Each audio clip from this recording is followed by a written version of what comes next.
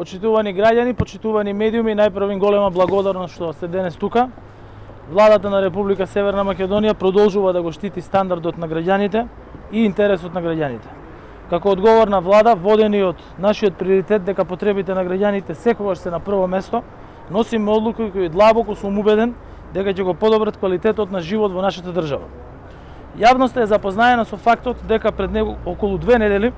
донесовме одлука за замрзнување на цената на белиот и полубелиот леб, како и одлука со која ги обврзавме трговците да прибавуваат и продаваат определени видови и количества на стоки на потрошувачите според определен редослед. Иако ваквите одлуки кај дел од производителите и трговците најде на отпор, сепак беше во прилог на граѓаните кои го поздравија овој наш чекор, што и се покажа како правилен со оглед на тоа што не се дозволи дисбаланс на понудата и побарувачката на домашниот пазар. Како продолжение на нашата одлука за замрзнување на цената на лебот, а по направените анализи донесовме одлука за замрзнување, односно намалување за 15% на цената на дел од тестенините. На дел од млечните производи, меѓу кои кравиото млеко, урдата, сирењето, кашкавалот, киселото млеко, павлаката и јогуртот без додатоци, цената предвидовме да се намали за 10%, споредено со цената од 1 март оваа година. Денес можевме сите да се увериме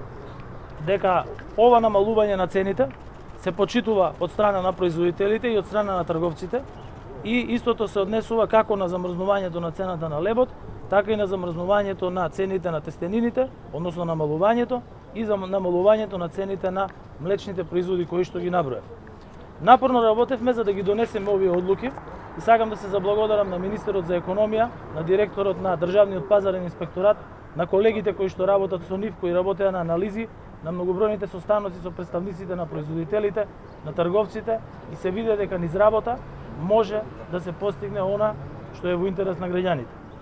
Затоа и ги носиме овие одлуки, бидејќи знаеме, а тоа го покажа и анализите, дека намалувањето на цените на овие производи битно ќе влијае врз џебот на граѓаните, односно ќе создадат олеснување на семејниот буџет. Со мојата денешна посета овде, а и претходно кога неодамна бев во обиколка да направам увид на цените на лебот и неговата достава во маркетите, сакам да испратам порака дека лично сакам да се уверам во тоа дека се почитуваат и применуваат одлуките кои што ги носиме и колку за тоа имаат слух производителите, добавувачите и трговците. Многу пати сум кажал, никого нема да оставиме сам да се справува со кризата, но и нема да дозволиме личното профитерство да се остварува врз грбот на граѓаните. Посебно сега, кога последиците од кризата се немилосрдни врз светските големи економии, а одбранот на поскапување и затворање на компании и работни места не е изоставена ниту една држава во светот.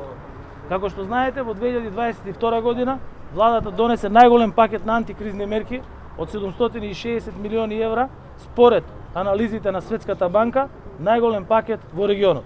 И годинава ќе продолжиме да ги поддржуваме компаниите и граѓаните, но нема да дозволиме неоправдано покачување на цените и пореметување на пазарот, а со тоа и загрозување на стандардот на граѓаните поради нечии лични интереси.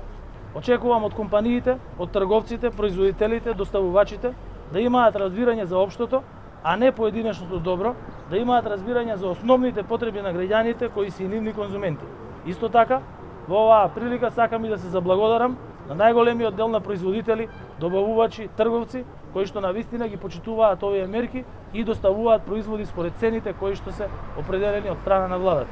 Само преку практикување на начелата на општествена одговорност и солидарност можеме да градиме општество базирано на цврсти темели, кое ќе промовира